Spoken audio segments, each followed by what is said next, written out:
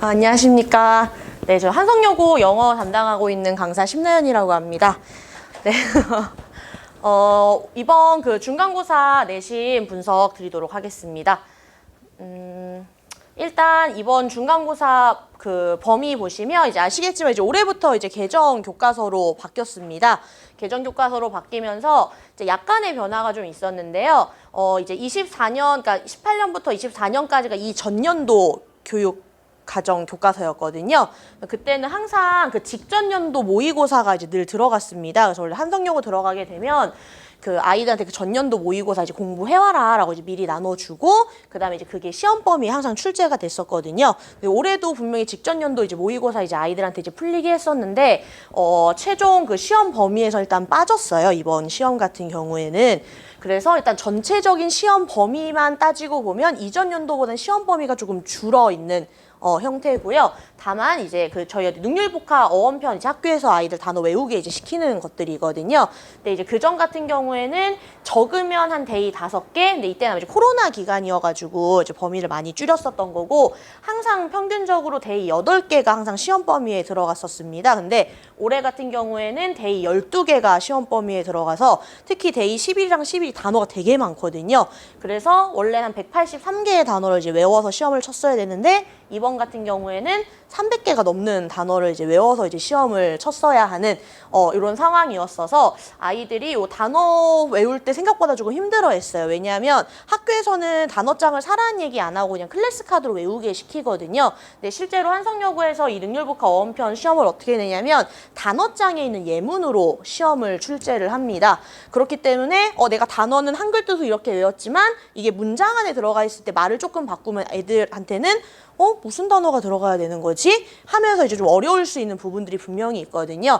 그렇기 때문에 특히 이제 능률복화 같은 경우는 반드시 예문으로 이제 공부를 좀 해야 되는 부분이 있고요. 그래서 이제 만약에 그거를 이제 몰랐던 학생들이 있다면 아마 시험 볼 때 좀 당황했을 수 있는 이제 그런 부분이 있었다라고 이제 말씀을 드릴 수가 있을 것 같습니다. 그래서 보시면 이게 이제 이번 시험에 이제 전체적인 이제 그 비중들을 이제 그 표로 이제 나타내 놓은 건데요. 일단 아까 말씀드렸던 것처럼 일단 뭐 부교재가 일단 변경이 됐고요. 올해 같은 경우에 이제 교과서가 바뀌면서 이제 부교재도 바뀌었고 앞서 말씀드린 것처럼 이제 모의고사 지문은 이제 빠지면서 일단 범위 자체는 이제 독해 공부해야 되는 범위 자체는 좀 많이 줄은 상태입니다. 근데 이제 기말고사 때 같은 경우에는 보통 듣기가 들어가게 됩니다. 그래서 그런 보통 시험 문항이 한 40문항 가까이 되거든요. 그중에 이제 앞서 듣기가 한 6문제 내지 8문제가 출제되기 때문에 기말을 대비할 때 이제 아이들이 좀 어려워하는 부분들이 보통 뭐냐면 듣기가 이제 들어가 있다 보니까 시간 부족을 좀 많이 겪습니다. 그래서 이제 그런 시간 부족을 겪지 않으려면 그만큼 공부가 좀 더 충실히 되어 있어야 되고 그래서 좀 답을 좀 빨리빨리 좀 확인할 수 있어야 되는 부분들이 있어서 이제 그런 부분들이 조금 주의해야 되는 부분이다라고 말씀을 드릴 수가 있을 것 같고요. 뭐 여기 일단 루프 보셔도 아시겠지만 이제 뒤에도 제가 다시 한번 정리를 해놨기 때문에 거기서 다시 한번 이제 말씀을 좀 드리도록 하겠습니다. 일단 그 뭐 배점이나 이런 것들 보시면 교과서랑 부교재랑 한성여고는 거의 항상 반반이라고 생각을 하시면 됩니다. 그래서 원래는 이제 기존 같은 경우에는 교과서가 문항수가 더 적게 나왔어요. 왜냐하면 이제 모의고사도 출제를 했었기 때문에 문항수가 적은 대신 교과서의 배점이 굉장히 크고요. 그 다음에 부교재는 문항수가 많은 대신 배점이 좀 적습니다. 하지만 이제 전체적인 배점만 따지고 보면 거의 반반 이라고 생각을 하시면 되거든요. 그래서 내가 교과서에만 조금 더 치중해서 공부한다. 부교재를 더 치중해서 공부하겠다는 이제 사실 좋은 점수를 얻기에는 당연히 좀 어려운 부분이 분명히 있습니다. 그래서 일단 기본적으로는 이제 교과서든 부교재든 다 이제 충실히 이제 공부를 해야 되는 거는 맞고요. 근데 올해는 그래도 시험 범위나 이런 게 조금 빨리 나온 편이었어요. 왜냐면 한성여고 보통 시험 범위를 좀 굉장히 좀 늦게 알려주기 때문에 막 교과서 대비하다 이제 막판에 부교재를 좀 늦게 들어가기 시작하면 아이들이 느끼기에 난 부교재 공부가 충분히 되어 있지 않은데 하는 상태로 이제 시험을 좀 들어가는 경우들이 많은데 올해는 뭐 1학년도 그렇고 2학년도 그렇고 시험 범위가 조금 빨리 나온 편이라 이제 그런 부분에 있어서는 좀 부족함은 없었겠지만, 근데 어쨌든 이제 보통 아이들 처음에 교과서를 먼저 이제 시험 대비를 시작을 하기 때문에 이제 그게 얼마나 좀 빠르게 완성이 되고 부교재로 또 들어가느냐가 이제 남은 시험을 더 완벽하게 이제 어떻게 준비할 수 있느냐를 좀 가름할 수 있는 이제 부분이라고 이제 말씀을 드릴 수가 있을 것 같습니다. 그래서 이제 뒤에서 다시 한번 이제 말씀을 드리면 일단 기본적으로 내용 이해랑 관련된 문항의 비중이 높습니다. 이게 이제 문항 수 비율이고요. 그다음에 해당 문항에 이제 배점이 간 비율이거든요. 네, 이제 아까 그 능률복화 단어장 단어 시험이 들어간다고 말씀을 드렸잖아요. 근데 능률복화 단어 시험이 이제 기존에 항상 5문항씩 출제되다가 이제 올해 6문항이 출제가 됐고요. 총 9점이 배점이 됐거든요. 그래서 이전에 한 1점, 1점, 1.2점 정도로 이제 배점이었다가 이제 올해는 1.5점으로 배점이 돼서 이제 능률복화만 이제 9점이 이제 배점이 되어 있는 상황이었습니다. 그래서 뭐 문항 수는 이제 6문항이긴 하지만 어쨌든 총 배점을 따지고 보면은 이제 비중은 조금 적은 셈이고요. 그 다음에 이제 올해 또 특이한 점이 뭐였냐면 항상 그 서술형이 보통 적으면 4문제, 많으면 6문제가 나오거든요. 한성여고가. 근데 항상 총 배점이 40점 만점이었는데 올해는 30점이었어요. 네, 그리고 이제 제가 학생들한테 항상 물어보거든요. 선생님들이 학교에서 시험에 대해서 말씀해 주시는 게 있으면 얘기를 좀 항상 해줘라 라고 얘기를 하는데 후반부에 갈수록 약간 걱정이 좀 많이 되셨던 것 같아요. 학교 선생님들이. 이렇게 냈는데 왠지 애들이 시험을 잘 못 볼 수도 있겠는데 라는 생각이 좀 많이 드셨나 봐요. 그래서 내용 위주로 많이 봐라. 이런 얘기를 되게 많이 하셨다고 하더라고요. 그래서 모의고사 지문도 제가 생각하기엔 최종적으로 다 막판에 빠진 것 같습니다. 원래는 항상 범위에 넣는데 애들이 좀 쉽지 않겠는데 라고 생각을 하셨던 것 같아요. 왜냐면 계속 선생님들한테 들어오는 말을 들어보면 올해 애들이 공부를 많이 열심히 안 하나? 라는 이제 그런 약간 우려 섞인 그런 것들이 약간 저한테 좀 느껴지더라고요. 그래서 이번 시험 같은 경우에도 일단 기본적으로 이제 내용 이해랑 관련된 이제 문항들이 좀 많이 출제가 됐었고요. 이제 다만 이제 일단 영어에 좀 기본기가 좀 잘 갖춰지지 않은 친구들 같은 경우엔 내용 이해라고 할지라도 예를 들면 뭐 내용 일치, 불일치. 한성여고의 특징이 뭐냐면 어렵고 까다로울 수 있는 것들의 배점이 작아요. 맞춰라 하는 문항을 배점을 크게 줍니다. 그러니까 기본적으로 점수를 좀 잘 받았으면 좋겠다 하는 게 되게 크거든요. 근데 애들이 지금 막판에 부분 점수를 되게 많이 퍼줬어요, 학교에서. 네, 그래서 지금 뭐 제가 가르치는 학생들 같은 경우도 처음에는 100점이 아니었다가 이제 100점이 된 친구들이 몇 명 있거든요.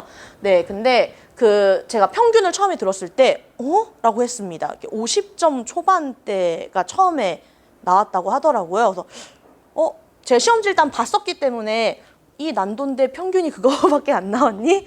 라고 처음에 제가 얘기를 했거든요. 네. 그리고 나서 이제 막 이제 점수를 더 이제 그 부분 점수를 좀 많이 좀 후하게 주시고 이제 하면서 이제 올렸던 걸로 봐서는 네, 그래서 이게 기말고사도 비슷한 난도로 출제할 거다라고 이제 학교에서 선생님들이 이제 말씀을 하셨다라고 하는데 근데 제가 생각하기엔 어쨌든 그 변별이라는 게 어쨌든 상위권 안에서 변별도 되게 중요한 부분 가운데 하나잖아요. 그래서 100점이 많이 늘었을 거라고 생각을 합니다. 그 막판에 이제 부분 점수랑 주고 하면서.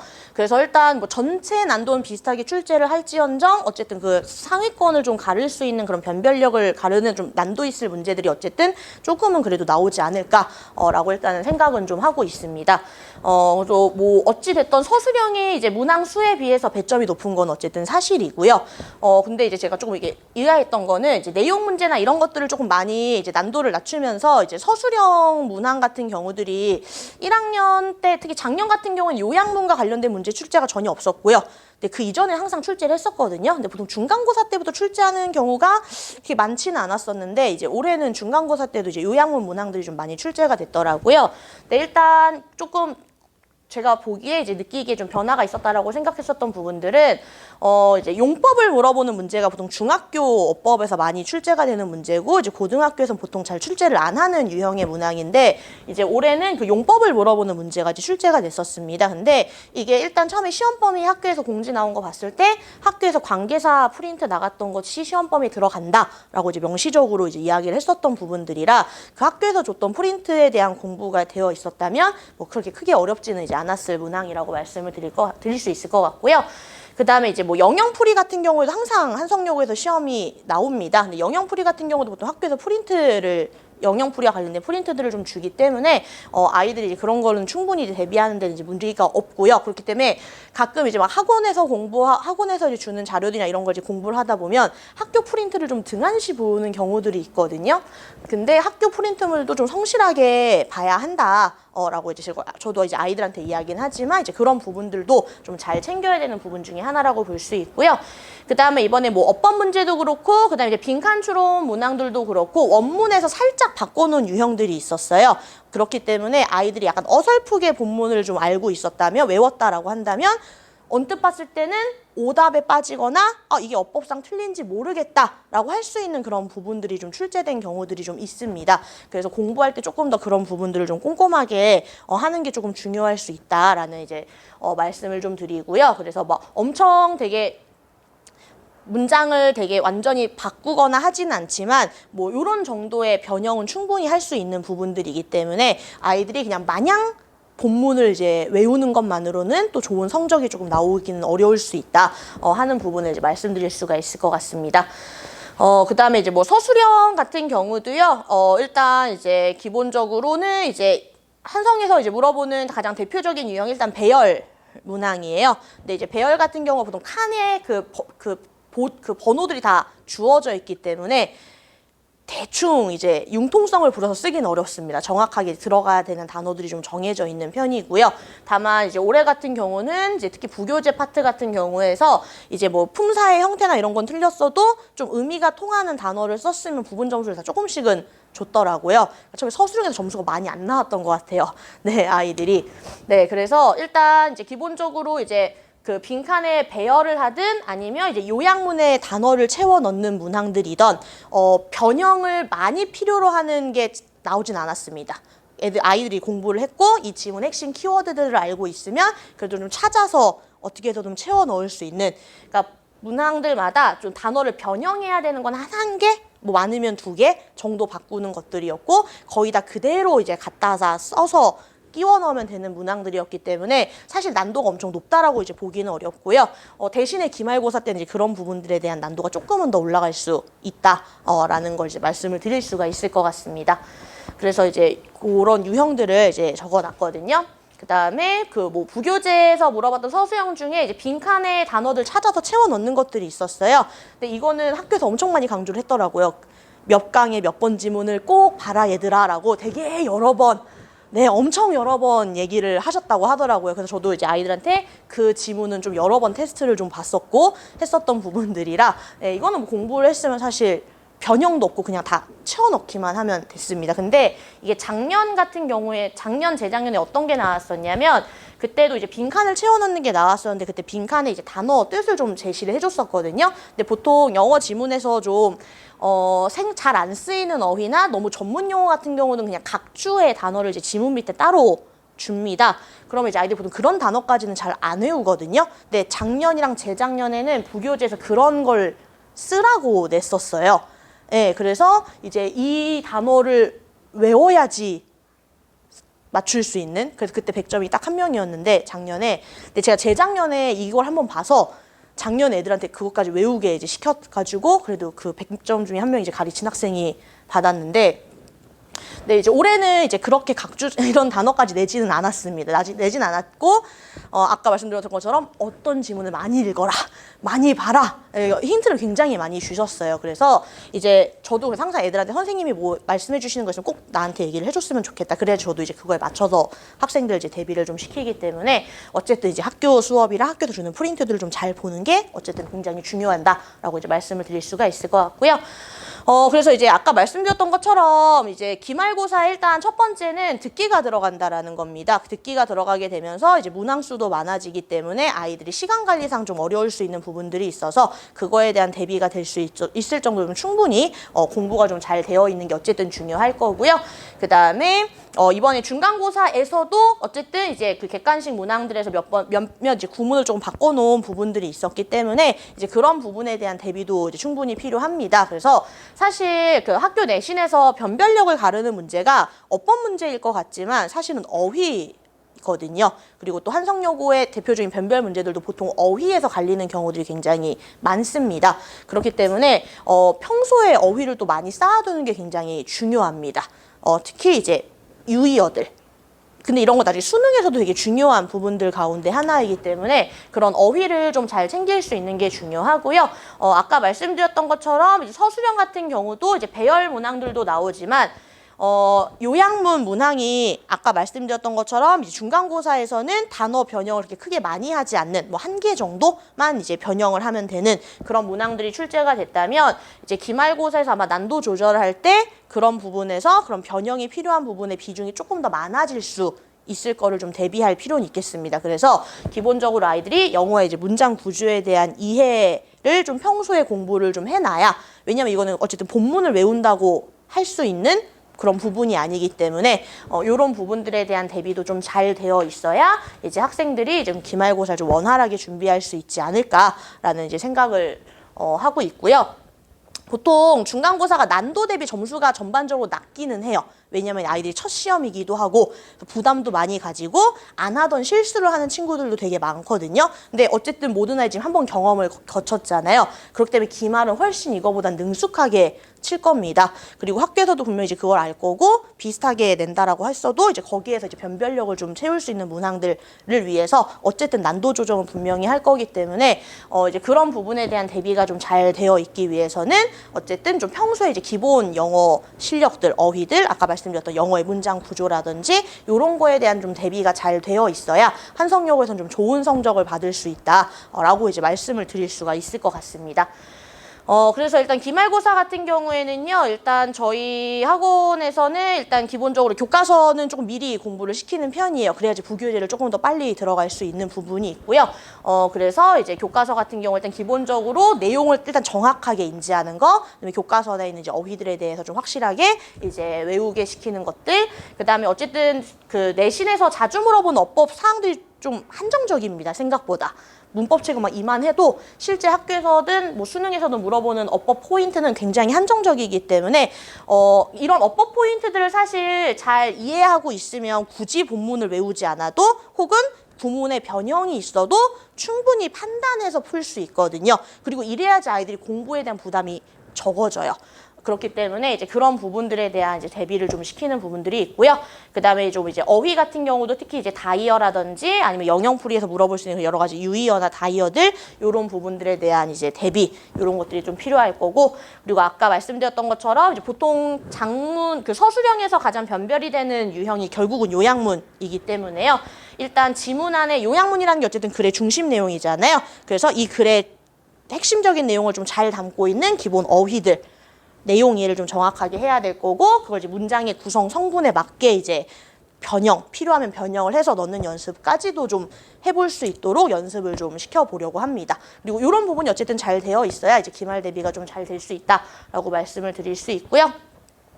그래서 뭐 요 부분들은 제가 이제 아까 방금 말씀드렸던 내용들이 조금 상세하게 적혀 있는 거예요. 그래서 아마 이제 보시면 뭐 이해 충분히 하실 수 있을 것 같습니다.